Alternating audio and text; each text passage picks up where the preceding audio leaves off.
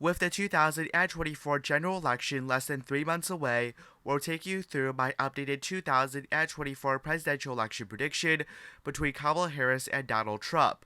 So without further ado, let's get right into today's video. First off, in the safe Republican states, Idaho, Utah, Wyoming, the Dakotas, Montana, Nebraska's at-large 1st and 3rd District, Kansas, Oklahoma, Arkansas, Louisiana, Mississippi, Alabama, Tennessee, Kentucky, and West Virginia, as well as that the states of Missouri, Indiana, South Carolina, and Alaska will all be predicted to go to Donald Trump by more than 12%. Additionally, the states of Iowa and Ohio, two states that Trump won by about 8% back in 2020, those two states are the safe Republican column, as I do project that Trump will win those states by at least 12%, if not more, fitting into the safe characterization. Kamala Harris, meanwhile, will carry the states of Washington, Oregon, California, Hawaii, D.C., Maryland, Delaware, Connecticut, Vermont, Massachusetts, Rhode Island, as well as the state of New York, as well as Maine's 1st District and the state of Illinois by safe margins. Now, starting off here with the likely Republican states. First off, in the state of Texas, this will obviously be a likely Republican state because Trump won the state against Biden by 5.6%, despite the fact that polling had suggested that this was a very competitive race. This was because of Trump's extreme strength in some of the Hispanic areas, especially the Rio Grande Valley, where Trump saw an upwards of 55% swings towards the Republican Party compared to 2016. Additionally, Trump got turnout and numbers really high up in some of the rural areas, counteracting some of the Democratic gains in some of the larger suburban counties, such as Tarrant County, Denton County, or Collins County. The state will clearly not be competitive in 2024, as it is in the likely Republican column. Additionally, in the state of Florida, this will also be a likely Republican state. That is in no way, shape, or form surprising, because in 2020, despite the fact that polling actually had Joe Biden up in the state consistently, in fact, at this point of the campaign, Joe Biden was actually up against Donald Trump by more than 5%, or a likely margin in the state of Florida, and at the end of the day, that wasn't enough. Joe Biden ended up losing the state to Donald Trump. And in 2024, I certainly expect the state to go red by a pretty decent margin. The state of Florida is definitely in the likely Republican column. We're going to wrap up the likely Donald Trump states here with Maine's 2nd Congressional District. This is a congressional district that voted for Trump by 7 back in 2020, so it's no surprise that this will go red again, this time probably by double digits in 2024. Kamala Harris, of course, will have her fair share of likely states. New Jersey and Colorado were both won by Joe Biden by safe margins back in 2020. However, these states will be slightly more competitive in 2024. Nevertheless, here, I do expect both of those states to still go for Kamala Harris. Additionally, Kamala Harris will also win the state of New Mexico, a state that voted for Biden by 11. This was also a likely margin back in 2020. However, I do expect that Donald Trump will probably make some inroads in the state, while still maintaining the state in the Democratic column. Now, for some of the states that again, Kamala Harris will win by a late margin. First off, in the state of Minnesota. This is Tim Walz's home state. Again, Tim Walz is the running mate of Kamala Harris. He serves as the governor of the state of Minnesota, and Joe Biden did win the state by 7, so it's no surprise that this state will again retain itself and its Democratic DNA. Now going to the state of Maine with its 2 electoral votes, I'm going to have to give that state to Kamala Harris here, because it was a state that voted for Joe Biden by 9%. I do believe that Donald Trump will make clear inroads in the rural part of the state, which is essentially the 2nd Congressional District, and perhaps a little bit of inroads in Portland, which is Cumberland County, and some of the blue counties in the 1st Congressional District, because the state is more rural, and rural areas generally have been trending in favor of former President Donald Trump. However, Joe Biden did win the state by 9, and I just don't believe that Donald Trump will make that type of inroads in an election that is expected to be highly competitive. So right now, I'm just going to give the state of Maine at-large vote here to Kamala Harris. Is the state of New Hampshire. New Hampshire was a state that only voted for Hillary Clinton back in 2016 by a fraction of 1%. However, in 2020, Joe Biden ended up carrying the state over Donald Trump by more than 7%. This is a very college-educated state. It's a state that lives by its name of quote-unquote live free or die. And as a result, you see that Donald Trump did not do that well in 2020 because, again, of the slippage of some of these white college-educated voters, additionally with the fact that he just had slippage across the New England region. I'm right now anticipating that the state will vote for Kamala Harris here by a lead margin, somewhere between the 2016 and 2020 numbers in the state of New Hampshire. Next up, in the state of Virginia. Virginia was a state that voted for Joe Biden by 10 points back in 2020. At face value, this should not be a competitive state. However, some more recent polling has suggested that Kamala Harris and Donald Trump are essentially neck and neck here, which I'm not necessarily convinced by, but still the state is definitely going to be more competitive than it was back in 2020. Additionally, Republicans have proven themselves to be somewhat capable of winning the statewide vote, with Glenn Youngkin back in 2021 defeating former Governor Terry McAuliffe, the Democrat in the state, by more than 60,000 votes, or nearly 2 percentage points. I believe that Trump will be able to replicate, if not expand, on some of Glenn Youngkin's victories in the rural areas, but it does seem unlikely that someone like Trump will be able to do as well in the more suburban areas like Virginia Beach, Loudoun, or Chesterfield counties. So right now, Virginia is still in the lead blue column, but it's definitely going to be more competitive than what it was back in 2024, especially because the state of Virginia has a lot of moderate voters in some of these suburbs that will not appreciate Kamala Harris as much as they did Joe Biden. Now going to some of the lead Republican states. I'm going to start off here with the state of North Carolina. This was a state that voted for Trump, but he did not carry the majority of the vote in this state. He was exactly at 49.9%, just shy of a majority. Now North Carolina back in 2020 voted for Donald Trump over Joe Biden by roughly 74,000 votes. Joe Biden ended up losing a lot of support in some of the rural areas in the state, especially the rural black area up here bordering Virginia, as well as some of the counties over here bordering South Carolina. However, Biden was able to make some inroads in more urban areas, such as Wake County, Mecklenburg County, which is where Charlotte is located, as well as some of the suburban/exurban counties that are traditionally more Republican.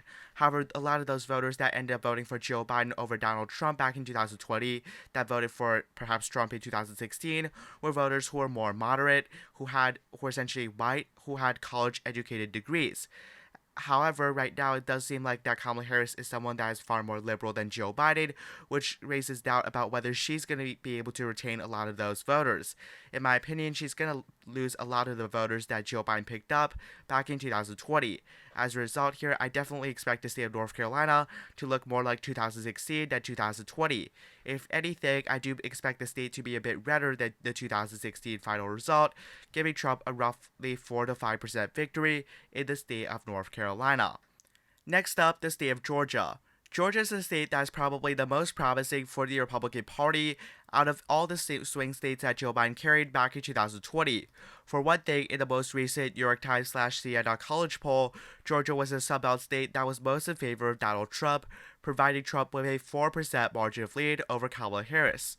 This is not surprising because the state is traditionally more Republican, and it was a shock when Joe Biden carried the state back in 2020 to many voters. This was because, again, this was a state that voted for Trump by more than 5 points back in 2016. Ultimately, what gave Joe Biden the victory back in 2020 was the Atlanta suburbs. These are areas that turned out greatly for the Democratic Party, and many of these counties, for example, Gwinnett County, take this county as an example, this was a county that voted for Mitt Romney, and it had a population of more than 400,000 in terms of the raw votes. Joe Biden was actually able to carry this county by 18% over Donald Trump.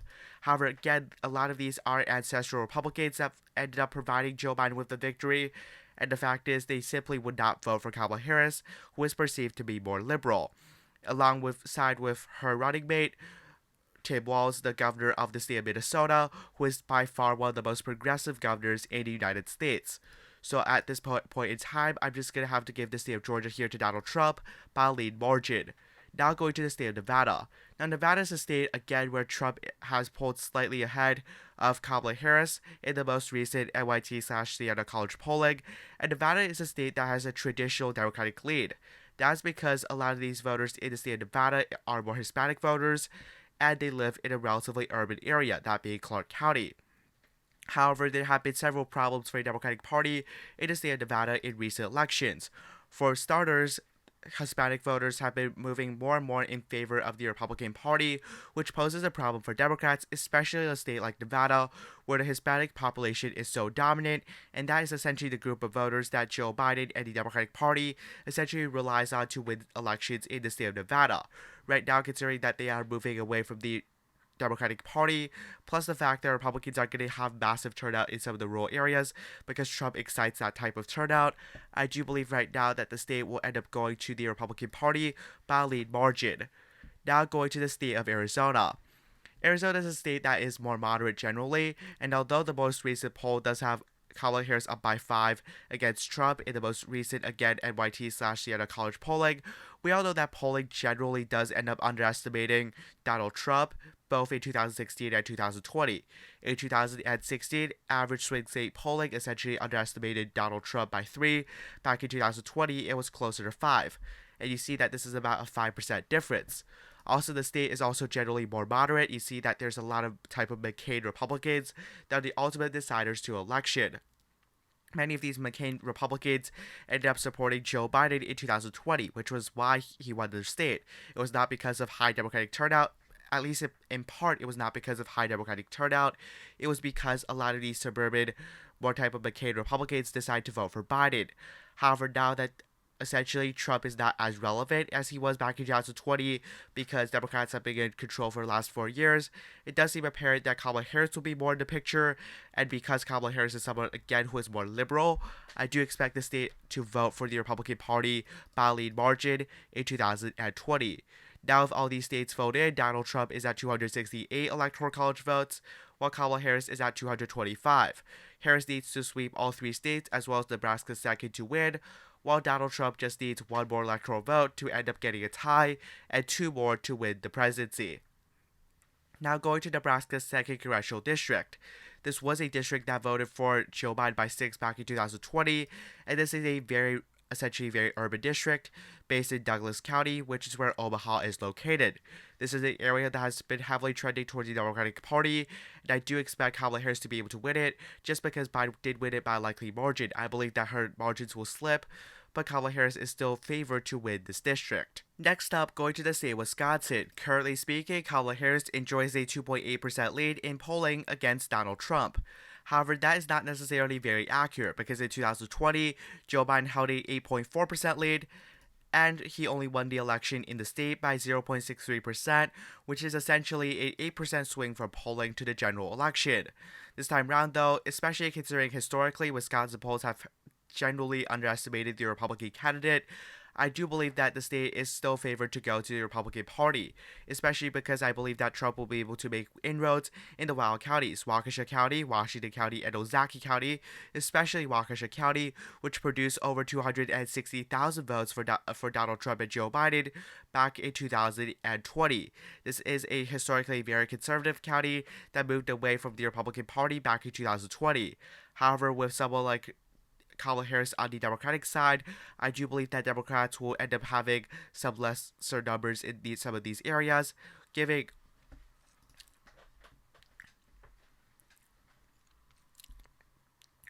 Next up, going to the state of Wisconsin. Currently speaking, Kamala Harris enjoys Next up, going to the state of Wisconsin. This is essentially a must-win for both sides. If Trump wins the state, he wins the presidency. If not, Kamala Harris may end up winning the Rust Belt and winning the general election as well. Now, currently in Wisconsin, Kamala Harris is leading by 2.8% over Donald Trump in polling. At initial glance, this may seem like an extremely promising margin for Kamala Harris, especially considering that Joe Biden won the state by less than 1%.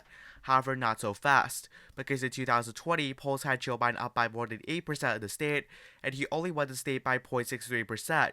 That is nearly an 8% underestimation of Donald Trump, especially considering Wisconsin polling has been historically quite inaccurate, and the fact that Trump is a historic overperformer in the polls, especially considering that, again, I do expect Trump to make some inroads in the wild counties, in some of these more, white college-educated voters in some of these wild counties, added to the fact that I think he'll do very well in the rural areas and continue to improve in those areas. I do believe right now that Donald Trump is still favored to win the state of Wisconsin. Neighboring the state of Wisconsin is the state of Michigan, a state that voted for Joe Biden in 2020 by 155,000 votes. Kamala Harris is leading in polling by nearly an identical margin. However, in 2020, do keep in mind that Joe Biden was again up by 8%, despite the fact that he only won the election by less than 3%. That's again about a 5% swing from the polling result to the actual election results. Now, this is an area that I do believe that Kamala Harris could do better in than Joe Biden.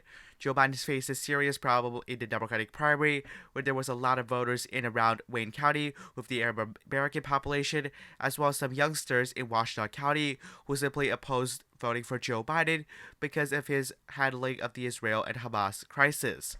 However, in 2024, with Kamala Harris on the ticket, this should not be a big issue because Kamala Harris is able to peel away a lot of these younger voters, as well as some of the voters who are who are the ethnic minority, because of the fact that, again, Kamala Harris is somewhat of a minority race. Again, I believe the state of Michigan will be extremely competitive, but unlike my last prediction, I will have the state of Michigan right now in the tilt Harris column by a very slim margin of about 0.25%. This is simply because of the fact that, again, there has been a shift in favor of Kamala Harris, and I do believe that the state will at least be a lot more competitive than I believed it to be a few weeks ago. Now, finally, going to the state of Pennsylvania, where I do believe that Kamala Harris will struggle in the state. This is because there's, again, a lot of this working class population in the state of Pennsylvania, specifically in areas like Erie County, Northampton County, Lehigh County, Monroe County, Lackawanna County, which happens to be the county that Joe Biden was born in, as well as essentially the rest of the state in the rural areas. Those are areas that Kamala Harris will struggle in because, again, I don't think she necessarily knows how to talk to these working class voters who are uncertain who they'll vote for. They might be voters who voted for Trump in 2016, who voted for Obama in 2012, and didn't vote in 2020, for example. She needs to convince some of these voters to vote for her, and I just don't believe she can do that. Now, of course, she's still going to do pretty well in around Philadelphia and Pittsburgh. But again, I think that Trump will be able to run the table in some of these rural areas and do just well enough to end up picking up the state of Pennsylvania for the Republican Party. I believe that if Kamala Harris had chosen Josh Shapiro to be her VP, that she would have a much better chance in Pennsylvania, but she decided against that, and as a result, I believe that she probably antagonized a lot of voters in the state, and all those factors combined, I do have right now Donald Trump to be the favorite to win the state of Pennsylvania. And that wraps it up. Donald Trump at 297 and Kamala Harris at 241. What is the takeaway from this video? While I do believe that the election is more competitive than what it was a few weeks ago, where I had Trump winning by really sizable margin, winning the state of Michigan, and even winning Maine's at-large vote. I believe the election has since tightened a little bit, but I do believe that Donald Trump is still the ultimate favored in the 2024 presidential election. Anyways, thank you for watching this video. Be sure to like and subscribe to my YouTube channel. Thank you for watching. Have a nice day. Goodbye.